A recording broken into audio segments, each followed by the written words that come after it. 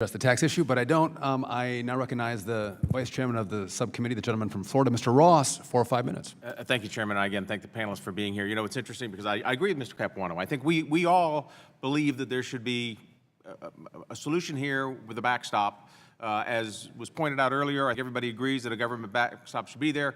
The problem we have is to what extent the government is responsible for that backstop. And I think the details are what we're talking about here. Mr. Goodwin, I think, believes that there should be a balance between private and government. Ms. Edelman, I believe, thinks that that on the front end we should have the government there. And Mr. Stevens, I think that you believe in a private sector one, which I, of course, support.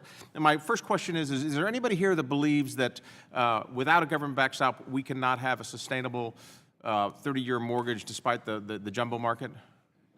I mean, is it necessary to have a government backstop in order to maintain a sustainable 30-year mortgage? Yes. Would everyone yes. disagree with that? Okay, good. Then Mr. Godwin, you agree? Yep.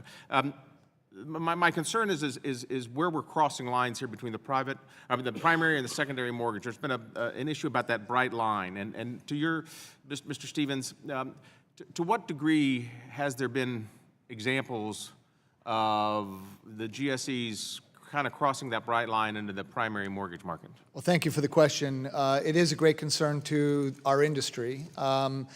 Freddie Mac and Fannie Mae should play a role purely in the secondary market, and in a general sense they do, but they have had scenarios that we need to be concerned about, contacting the owners of apartment buildings versus the lender lending to the owner of the apartment building, or creating pilot programs that give where the vendors are selected without an open and public and transparent process, or giving terms of business to select institutions and pilots that ultimately last far longer and give advantages to certain lenders in the marketplace, or building web capabilities that are focused on consumers versus institutions. Our view is that they should stay behind the bright line, remain as a secondary market participant only, and not compete with the private sector. And you've discussed your utility rate-like program.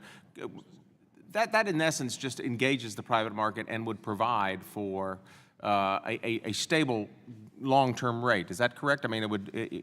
Absolutely. The advantage of the utility model versus the predecessor to the conservatorship of the GSEs, where there was unending pursuit for shareholder gains, is utility investors tend to be more patient investors, long-term investors, not expecting the grandiose returns, and therefore they put less pressure on the guarantors that are involved in the system. And there's enough capacity out there in the private sector to make this happen. Would you absolutely, agree? yes. Mr. Brown, how do you feel about that particular type of backstop with the utility rate type?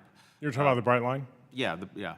We believe in the bright line, and I'm sorry, not the bright, but go ahead. And we think that large financial institutions should not be working both sides. And I appreciate that. But with regard to specifically Mr. Stevens' proposal for a government backstop that is private shareholders with a rate regulation type environment that's used in utilities, how do you feel about that? I mean, do you think that that's going to... What we're calling for is a mortgage market liquidity fund, and that's the rainy day fund. I mean, after... there's actually a lot of private capital in the market now, and they would have to, say if there were losses, for instance, there's the down payment and the equity that a homeowner has in the house. There are the G fees, PMI, and... That would provide the liquidity up front. Yes, but losses would have to eat through all that, and what we're proposing, that this fund that profits going to be put into now to establish this fund for catastrophic losses. Ms. Edelman, how do you feel? To what degree should the backstop be structured in terms of the homeowner, the lender, the government? I mean, at what level and do each of these parties participate?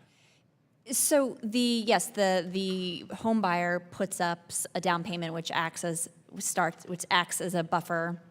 And then, we do want a situation where the government is really just the backstop. Market of last resort. Yes. Absolutely. But to your question around the private utility, we think a utility structure is really interesting. The idea of capping the returns to sort of get at some of the incentives that get messed up with shareholders. one of the problems is how do you make sure that the regulator stands strong? You look at private utility models all over the country, and it's a constant battle between the utility commission and the regulated entity. That's the beauty of the system. I mean, it's a constant ebb and flow. I mean, it because of market demands, because of consumer demands, because of natural disasters. I mean, utility rates are never static. And I don't think that mortgage rates would ever be static either.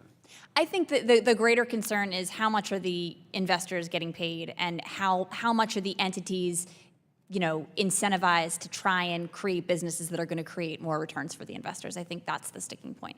Thank you. My time's expired. I yield back. The gentleman yields back. As the panel can see, votes have been called. I would just note